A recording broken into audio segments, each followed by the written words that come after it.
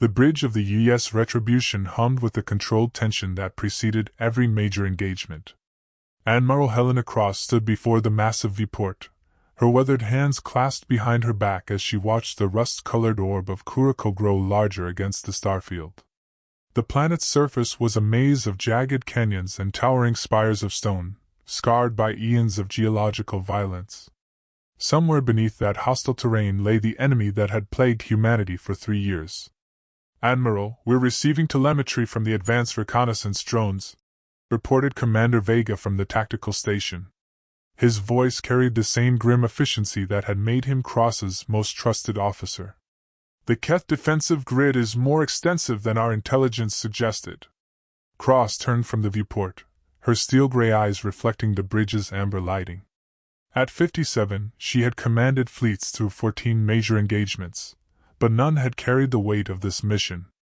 The Keth, as humanity had come to call their alien tormentors, had systematically destroyed 12 colonial worlds, turning thriving settlements into radioactive wastelands. The survivors' testimonies painted a picture of an enemy that struck without warning, showed no mercy, and disappeared back into the depths of space before retaliation could be mounted. "Display the tactical overview," Cross commanded. The main holographic display shimmered to life, revealing a three-dimensional representation of Kuriko's surface. Red indicators marked suspected Keth installations, concentrated primarily around a network of natural cave systems that honeycombed the planet's northern continent. The caves themselves glowed with an ominous purple signature, the telltale energy pattern of Keth's shield generators. "The shield coverage extends approximately 2 kilometers into the surrounding terrain," Vega continued. "Our orbital bombardment capabilities will be severely limited until those generators are neutralized." Cross studied the display, her tactical mind already analyzing approach vectors and deployment strategies. The Keth had chosen their stronghold well. The cave systems provided natural protection from orbital strikes, while their shield technology created an impenetrable bubble around the entrances. Any direct assault would result in catastrophic losses.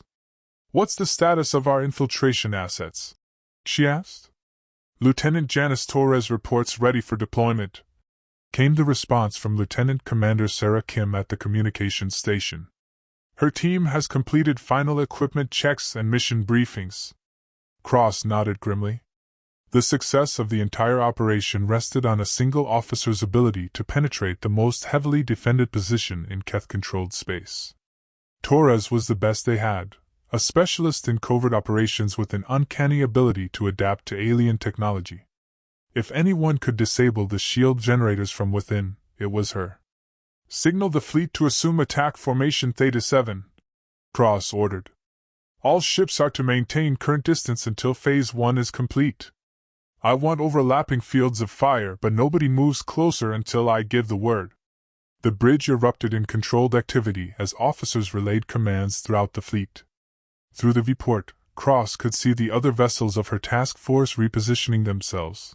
12 destroyers, 6 heavy cruisers, and 3 assault carriers, each one carrying enough firepower to level a city. Yet for all their strength, they were utterly dependent on one person succeeding in an impossible mission. In the cramped confines of Shuttle Bay 7 aboard the assault carrier Vindication, Lieutenant Janice Torres made final adjustments to her infiltration suit.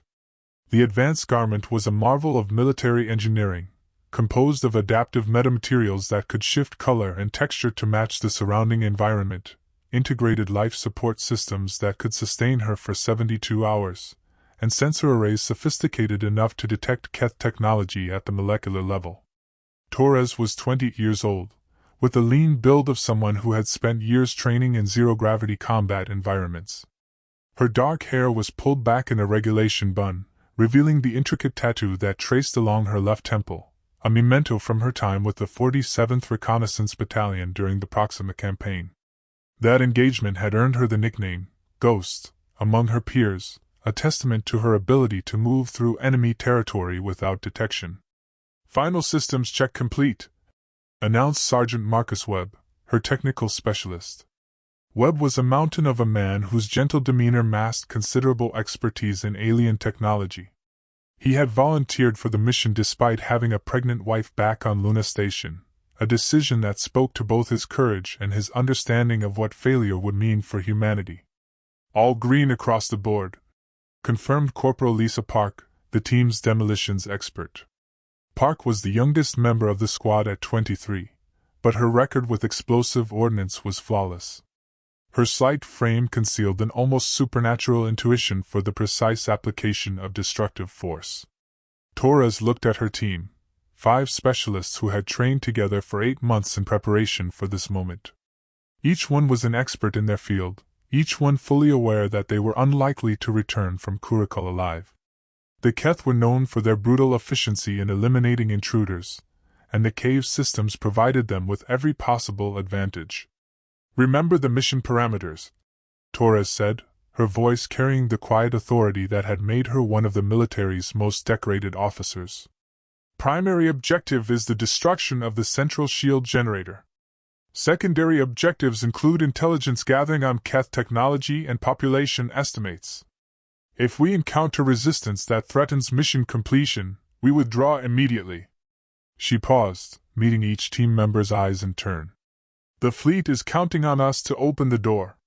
12 billion people across 17 colonial worlds are counting on us to end this threat permanently. We don't get a second chance." The shuttle's engines began their startup sequence, filling the bay with a low harmonic vibration.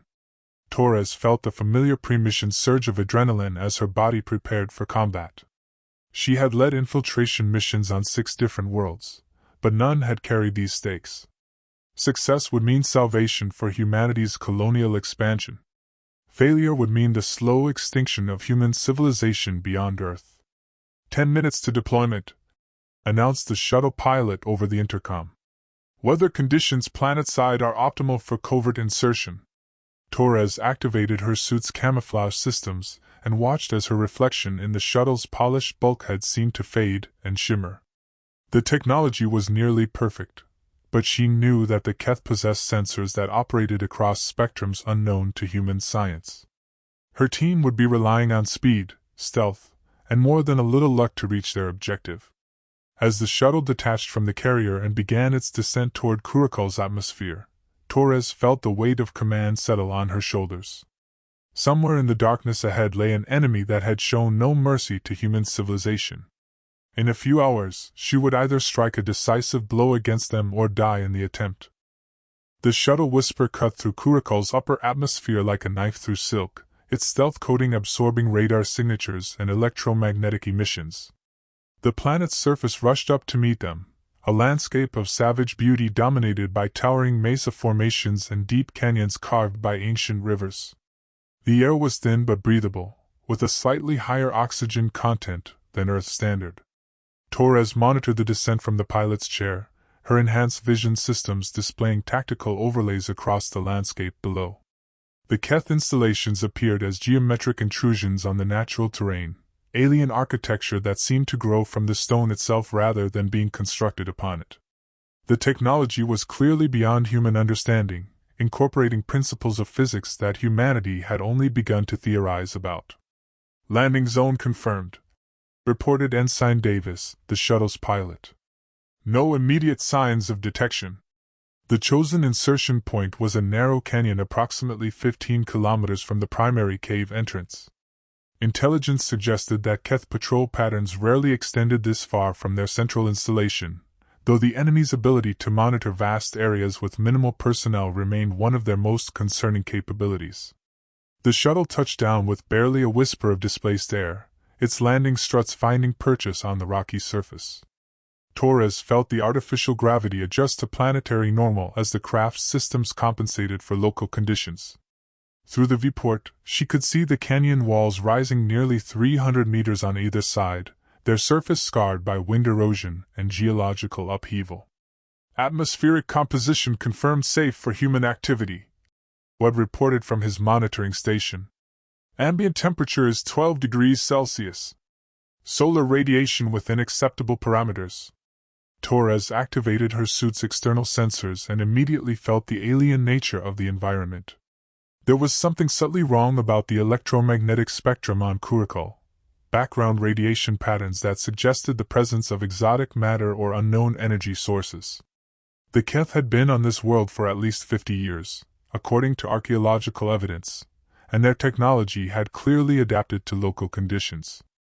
"Deploy in standard reconnaissance formation," she ordered. "Webb, you're on point with sensor coverage. Park, take rear guard with perimeter security. Everyone maintains communications silence unless absolutely necessary." The team moved with practiced efficiency, each member checking their equipment one final time before stepping onto alien soil. Torres felt the weight of the mission equipment, 30 kilograms of specialized tools, weapons, and demolition charges that represented humanity's best hope of penetrating Keth defenses. The canyon floor was covered with a fine, reddish dust that seemed to muffle their footsteps despite the relatively hard surface beneath. Strange crystalline formations jutted from the walls at irregular intervals, their surfaces reflecting the pale light of Curacul's star in patterns that hurt to look at directly. The entire landscape had an otherworldly quality that reminded Torres of ancient Earth photographs of Mars, but with an underlying sense of malevolent intelligence. "Movement pattern suggests we're undetected," Webb whispered through the team's encrypted communication channel. "But I'm reading some unusual energy signatures ahead. Could be natural geological phenomena, or it could be Keth monitoring equipment." Torres gestured for the team to take cover behind a cluster of boulder-sized rocks. Her suit's passive sensors swept the surrounding area, cataloging potential threats and escape routes. The Keth were known for their ability to appear without warning, emerging from concealed positions with weapons that could vaporize human soldiers before they had time to react. "Contact confirmed." Park's voice came through the comm channel with controlled urgency. 3 Keth units approximately 2 kilometers south-southeast. Moving in patrol formation. Torres felt her pulse quicken. This was their first visual confirmation of the enemy on Curacal, and it matched intelligence reports from previous encounters. The Keth appeared humanoid from a distance but moved with an unsettling fluidity that suggested either cybernetic enhancement or a fundamentally different biological structure. Their weapons technology was at least 2 centuries ahead of human capabilities, incorporating directed energy systems that could penetrate any known armor. "Mark their position and maintain observation," Torres ordered. "We adjust our route to avoid contact. Mission timeline is still viable if we can reach the cave system within 6 hours." As the team began moving deeper into the canyon system, Torres couldn't shake the feeling that they were being watched. The Keth were known for their sophisticated surveillance networks, and their ability to coordinate responses across vast distances suggested communication technology that operated beyond human understanding. Every step brought them closer to the most heavily defended position in known space, and with each passing minute, the weight of responsibility grew heavier on her shoulders. The approach to the cave system required 3 hours of careful movement through increasingly treacherous terrain. The natural canyon formation seemed to funnel all approaches toward a narrow valley where the primary cave entrance lay hidden beneath massive overhanging rock formations. Torres could see why the Keth had chosen this location. Any conventional assault would require forces to advance through a natural killing field with minimal cover and no possibility of flanking maneuvers. As they drew closer to their objective, the signs of alien habitation became impossible to ignore. Strange metallic growths emerged from the rock faces at regular intervals, pulsing with internal light patterns that seemed to respond to their presence. The air itself took on a different quality, a subtle electrical charge that made the hair on Torres's arms stand up despite her suit's insulation. "Energy readings are off the charts," Bud reported, his voice tight with concentration. "Whatever they're doing in there, it's drawing massive amounts of power. These readings suggest they're operating some kind of exotic matter reactor." Torres paused the advance and studied the tactical display on her helmet's heads-up system. The cave entrance was still 800 meters ahead, but they were already well within the protective shield perimeter. The energy dome was invisible to the naked eye, but her suit's sensors painted it as a shimmering barrier that extended deep into the surrounding rock formations. "Can you identify the shield frequency?" she asked. Webb was quiet for several long seconds, his equipment cycling through various detection modes. "It's unlike anything in our databases." The energy signature suggests they're manipulating space-time itself rather than just generating a conventional force field. If I'm reading this correctly, projectiles don't just bounce off this thing, they might actually be deflected into parallel dimensions. The implications were staggering. Humanity had theoretical knowledge of dimensional manipulation, but practical application remained decades away. The Keth were using technology that represented a fundamental advancement in physics, which explained how they had been able to launch devastating attacks on human colonies without apparent regard for conventional defensive measures. "Movement ahead," Park whispered urgently. "Multiple contacts emerging from the cave entrance." Torres dropped into a crouch behind a cluster of crystalline formations and activated her suit's maximum camouflage settings. Through her enhanced optics, she could see a group of Keth soldiers emerging from the depths of the cave system. This was her first clear view of the enemy, and the sight was both fascinating and terrifying. The Keth stood approximately 2.5 meters tall, with elongated limbs that moved with mechanical precision. Their bodies were covered in what appeared to be living armor, organic material that shifted and flowed like liquid metal while maintaining the protective properties of advanced composites. Most disturbing were their faces, which seemed to be partially cybernetic constructs with glowing optical sensors where eyes should be. Each Keth soldier carried weapons that defied easy classification, devices that resembled crystalline sculptures more than conventional firearms, but which Torres knew could discharge energy beams capable of melting through tank armor. Their movement patterns suggested both individual intelligence and collective coordination, as if they were components of a larger organism. 12 units in the patrol, Webb reported quietly. "Spreading out in a search pattern that will bring them within 50 meters of our position." Torres made a rapid tactical assessment. Engagement was not an option. Her team's weapons would be ineffective against Keth armor, and any firefight would alert the entire installation to their presence. They needed to find another way into the cave system, or the mission would end before it truly began. "Scanning for alternate entry points," she whispered into her comm.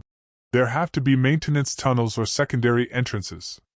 A facility this large can't rely on a single access point." Her suit's geological sensors began probing the surrounding rock formations, searching for cavities or structural weaknesses that might indicate hidden passages. The scanning process was painfully slow, as higher-intensity sensor sweeps would risk detection by Keth monitoring equipment. "Got something," Webb announced after what felt like hours but was probably only minutes. "Natural cave formation approximately 300 meters north-northeast. It appears to connect with the main tunnel system about 2 kilometers underground." Torres felt a surge of hope. A natural entrance would be less likely to be monitored, and the depth would provide some protection from surface surveillance systems. The route would be dangerous.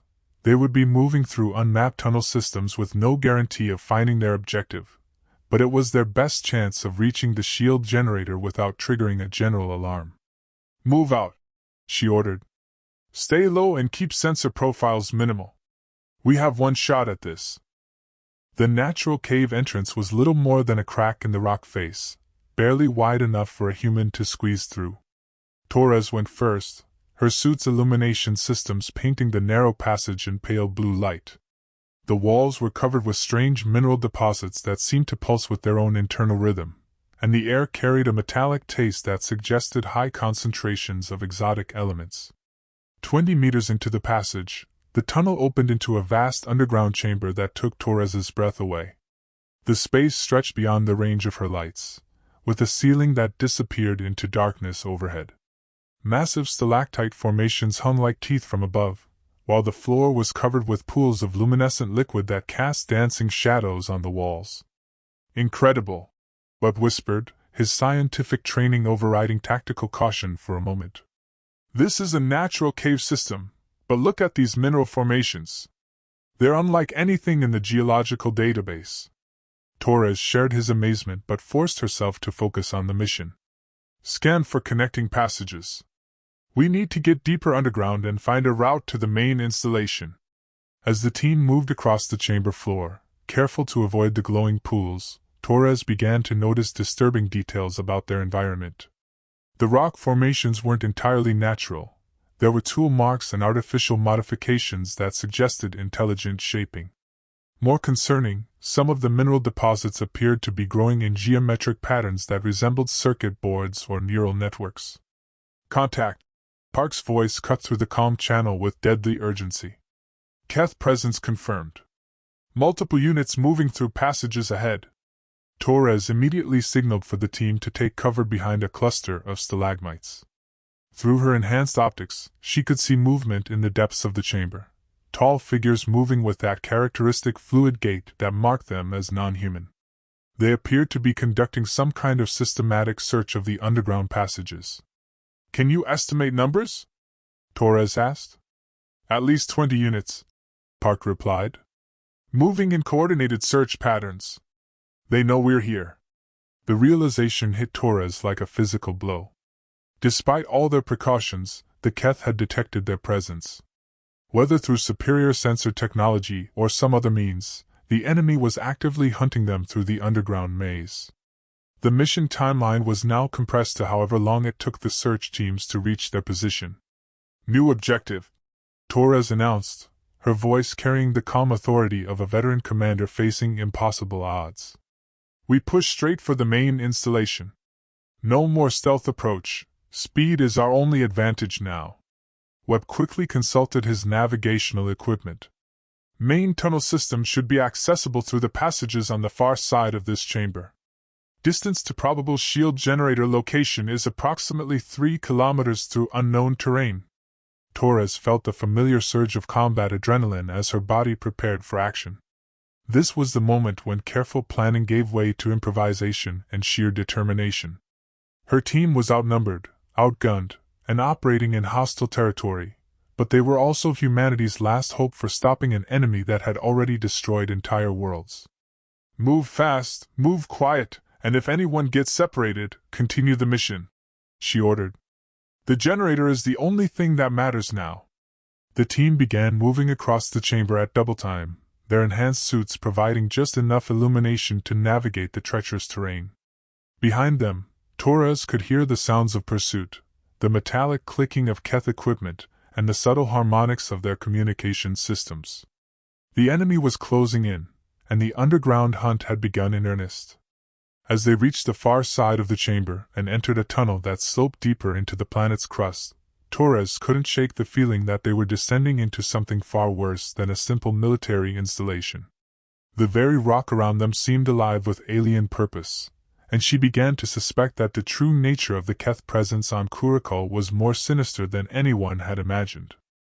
The tunnel system beyond the natural cavern was clearly artificial, carved from living rock with precision that spoke of advanced technology. The walls were smooth as glass and lined with the same metallic growths they had observed on the surface, but here the organic machinery was far more complex. Pulsing veins of luminescent material snaked through the rock, carrying data or energy in patterns too rapid for human comprehension. Torres led her team deeper into the installation, following Webb's navigational guidance toward what appeared to be the central hub of Keth operations. The air grew warmer as they descended, and her suit's atmospheric sensors detected increasingly exotic compounds, elements that didn't appear in any human periodic table. "I'm reading massive energy concentrations ahead," Webb reported, his voice tight with a mixture of excitement and terror.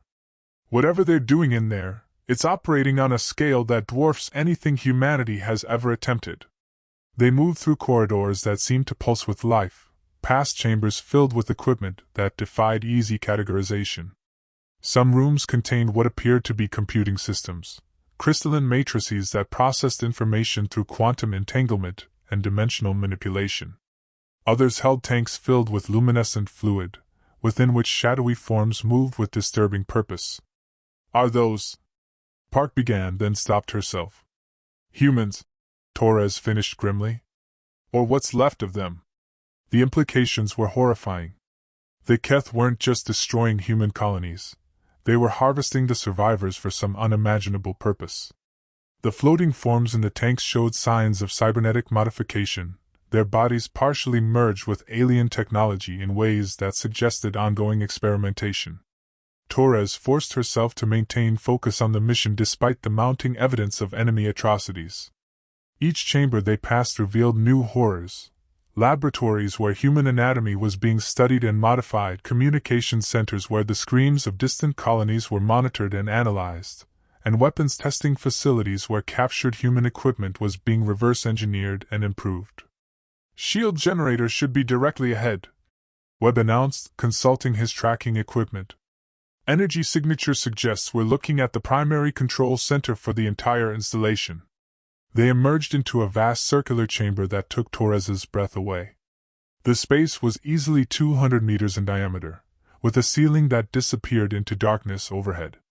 The walls were lined with monitoring stations where Keth technicians worked at incomprehensible control systems, their elongated fingers dancing across displays that showed tactical information from across human space. In the center of the chamber stood the shield generator, a towering spire of crystalline material that reached from floor to ceiling. Energy flowed through its structure in complex patterns, maintaining the protective barrier that made the installation immune to orbital bombardment. The device was beautiful in its alien complexity, like a work of art created by a civilization that understood fundamental forces beyond human comprehension. 37 Keth personnel confirmed, Park whispered through the comm channel. "Multiple weapons emplacements. This is going to be a shooting gallery." Torres studied the tactical situation with professional detachment. Her team was carrying enough explosive charges to destroy the generator, but reaching it would require crossing 200 meters of open ground while under fire from advanced alien weapons. The mathematical probability of success was essentially zero. "Alternative approach," she announced. "Park, can you calculate a demolition sequence that would bring down the ceiling? If we can't reach the generator directly, maybe we can bury it under a few thousand tons of rock." Park was quiet for several seconds, her enhanced visual systems analyzing the chamber's structural integrity. "Possible, but we need to place charges at specific load-bearing points. I count 12 optimal locations, all of which are under direct observation by enemy personnel." Torres felt the weight of impossible decisions pressing down on her. Every option led to certain death for her team, but failure meant the continuation of humanity's slow extinction. Somewhere far overhead, Admiral Cross waited with a fleet that could save or doom entire worlds, depending on whether one small team could accomplish an impossible mission. "Webb, can you access their computer systems?" she asked. "Maybe we can turn their own technology against them." Webb examined the nearest control station with instruments that seemed primitive compared to the alien technology. "The interfaces are completely foreign, but the underlying principles might be similar to quantum computing systems. Give me 30 minutes and I might be able to establish some kind of connection." "We don't have 30 minutes," Torres replied, watching as Keth personnel began responding to alerts on their monitoring systems. "They know we're here. They're probably sealing the facility as we speak." As if summoned by her words, the massive chamber doors began closing with a deep harmonic vibration that she could feel in her bones. Emergency lighting systems activated throughout the installation, bathing everything in an ominous red glow that made the alien equipment seem even more threatening. Torres made her decision with the cold calculation of a professional soldier facing impossible odds. "Change of mission parameters. We're going loud." The assault began with Park's opening salvo, a concentrated burst of explosive charges that brought down a section of the chamber's ceiling, crushing 2 Keth workstations and creating a cloud of dust and debris that provided momentary concealment. Torres led the charge across the open ground, her team's weapons targeting the alien personnel with lethal precision. The Keth response was swift and devastating. Energy beams lanced through the air with surgical accuracy, their crystalline weapons discharging coherent streams of exotic particles that could vaporize human tissue on contact. Torres felt the heat of near misses as she dove behind a cluster of control consoles, her suit's protective systems screaming warnings about radiation exposure. "Webb, get to that generator!" she shouted over the chaos of battle. "Park, cover him with everything you've got!" The chamber erupted in sustained combat as humanity's most advanced weapons met technology that seemed drawn from science fiction. Torres's team fought with the desperation of soldiers who knew they were fighting not just for their own lives, but for the survival of their entire species. Every shot had to count, every movement had to be precise, because there would be no second chances. Webb sprinted across the open ground toward the generator spire, his equipment pack bouncing as energy beams scorched the air around him. His technical expertise was their only hope of shutting down the shield system, but reaching the alien device would require surviving what amounted to a technological shooting gallery. Contact with generator interface, Webb reported through gasps of exertion. This is incredible. They're using consciousness itself as a computational matrix. The device isn't just a machine, it's a living entity. Torres felt a chill that had nothing to do with the chamber's temperature. The implications of Webb's discovery suggested that the Keth technology operated on principles that humanity was nowhere near understanding. If their shields were powered by some form of artificial consciousness, conventional sabotage techniques might be completely useless. "Can you shut it down?" she demanded, while laying down covering fire against advancing Keth soldiers. "I'm trying," Webb replied, his hands moving frantically over interfaces that seemed to respond to thought as much as physical manipulation. "But this thing is actively resisting me. It knows I'm here, and it doesn't want to die." The battle reached a crescendo of violence, as more Keth reinforcements poured into the chamber. Torres watched her team members fall one by one. Park caught a direct hit from an energy weapon that left nothing but scattered particles, while Sergeant Morrison simply vanished when a Keth weapon discharged some kind of dimensional displacement field. "Generator is fighting back," Webb announced with rising panic in his voice. "It's trying to interface with my neural implants. I can feel it in my head, trying to take control." Torres realized with growing horror that they had stumbled into something far beyond a conventional military installation. The Keth weren't just using advanced technology, they were merged with it, existing in some kind of symbiotic relationship with artificial intelligence that operated across multiple dimensions. The shield generator wasn't just a device, it was a living entity with its own survival instincts. "Override whatever it takes," she ordered. "Use the neurofeedback protocols if you have to." Neurofeedback was a last resort technique that could permanently damage a technician's brain, but it might allow Webb to force a connection with alien technology that operated on consciousness-based principles. Torres watched as Webb's body went rigid, his eyes rolling back as his enhanced neural implants attempted to interface directly with the generator's quantum consciousness.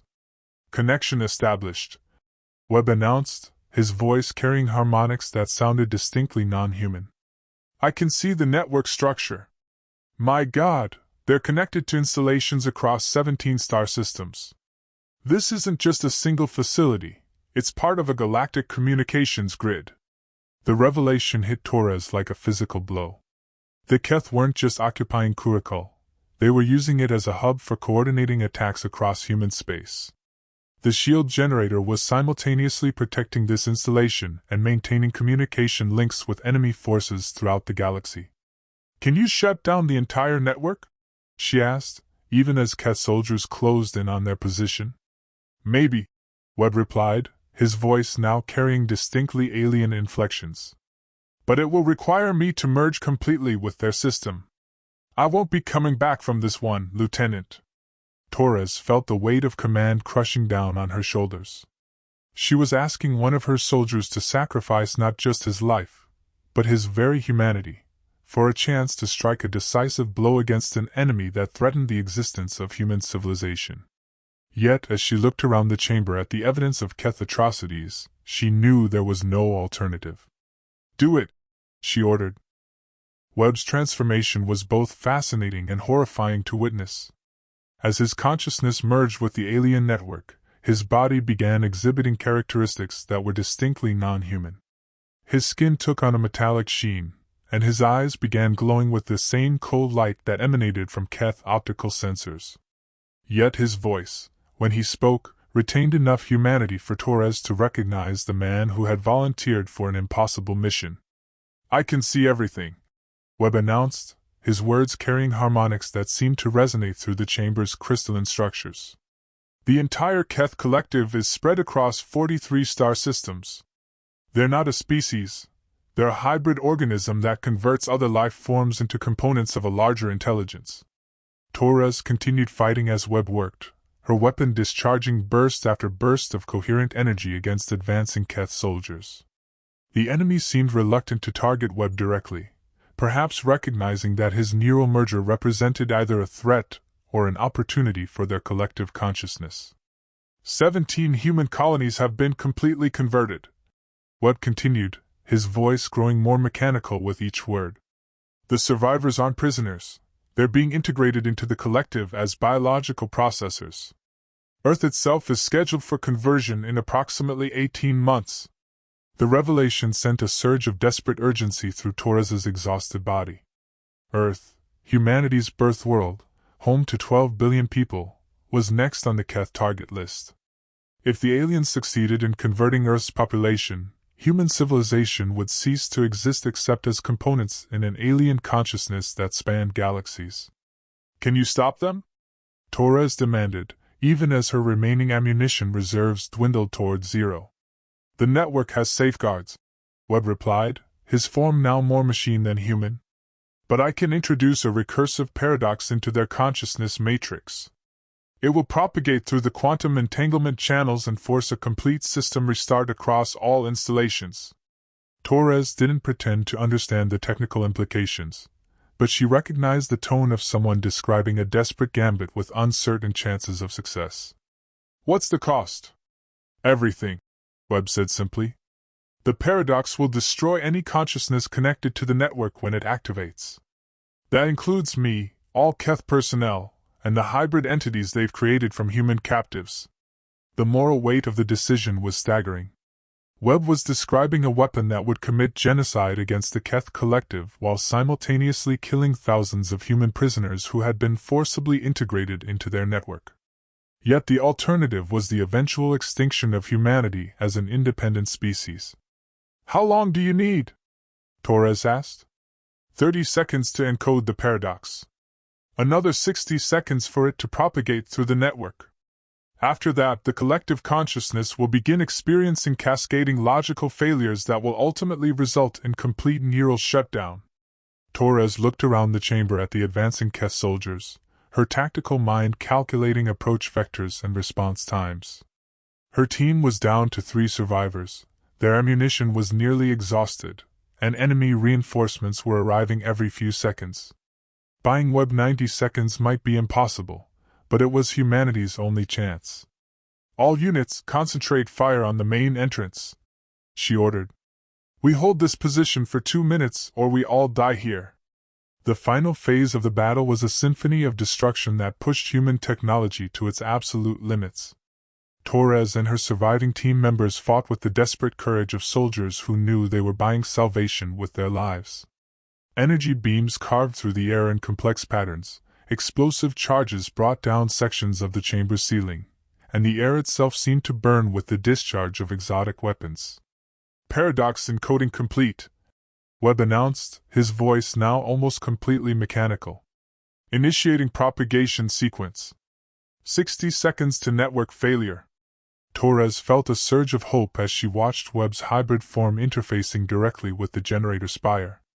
The alien consciousness was fighting back, trying to isolate the paradox before it could spread, but Webb's human creativity seemed to be giving him an advantage in the digital battle raging within the quantum matrix. 40 seconds, Webb reported.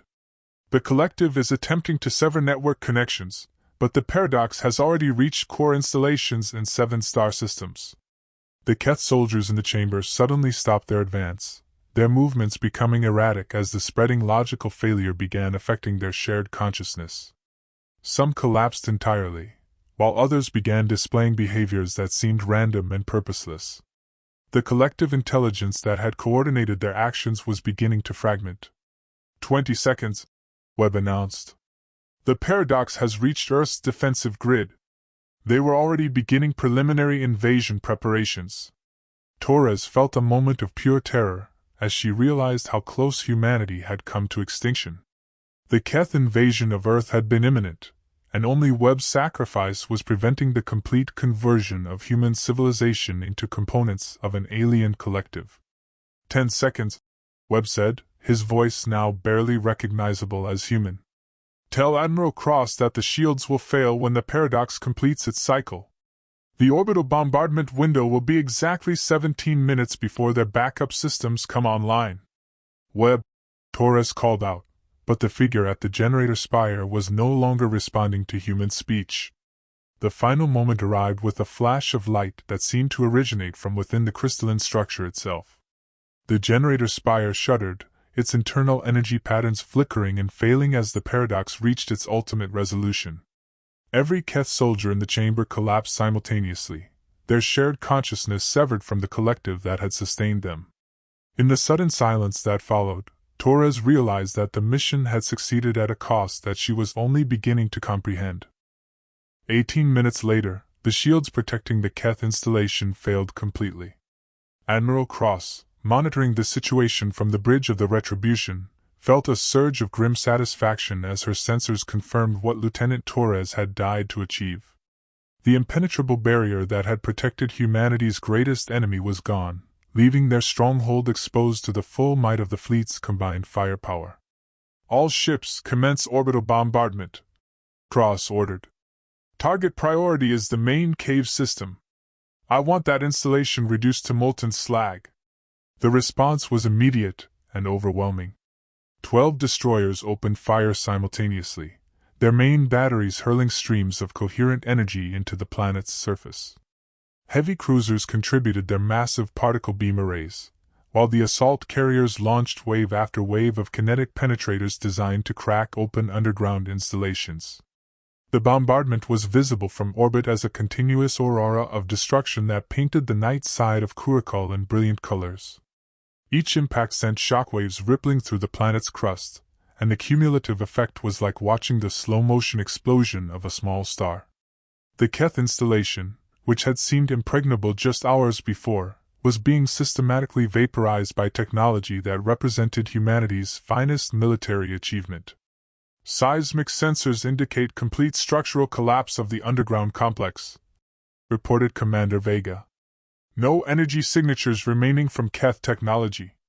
Cross nodded grimly, but her satisfaction was tempered by the knowledge of what the victory had cost.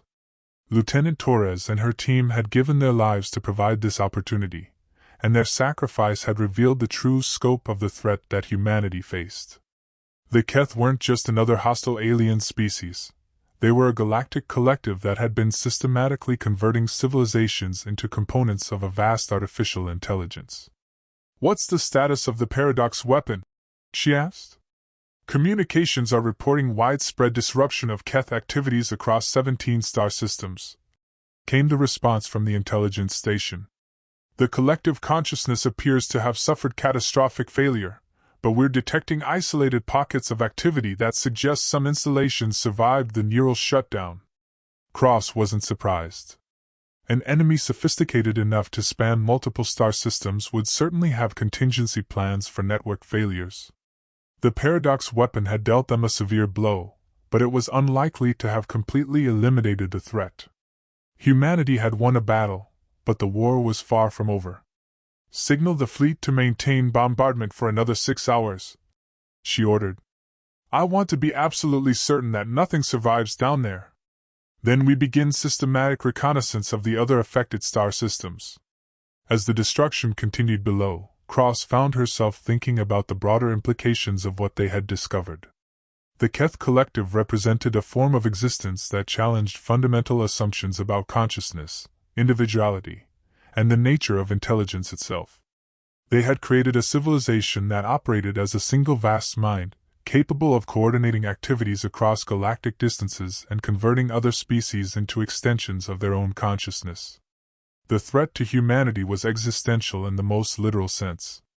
The Keth didn't just want to defeat human civilization, they wanted to absorb it, to transform every human being into a component of their collective intelligence. The conversion process apparently preserved individual memories and skills while subordinating personal will to the collective purpose, creating a form of immortality that came at the cost of everything that made existence meaningful. "Admiral," Commander Vega interrupted her thoughts. "We're receiving a transmission from Luna Command. Fleet Admiral Rodriguez wants a full briefing on the mission results." Cross nodded, already anticipating the difficult conversations that lay ahead. The discovery of the Keth Collective would revolutionize humanity's understanding of the universe and their place within it. The implications for military strategy, scientific research, and social policy would be profound and lasting. "Prepare a complete mission report," she ordered. "Include all tactical data, intelligence discoveries, and recommendations for future operations. And Commander, make sure that Lieutenant Torres and her team receive full military honors. They saved our entire species today." As the bombardment continued, Cross watched the destruction with the professional satisfaction of a military officer who had achieved her objectives. But beneath the surface, she felt a deep unease about what the future might hold. Humanity had won this battle through courage, sacrifice, and sheer determination, but they had also learned that the universe contained threats beyond their worst nightmares. The Keth Collective was wounded but not destroyed, and somewhere in the depths of space, alien intelligence was already planning their next move in a war that would determine the ultimate fate of human consciousness itself.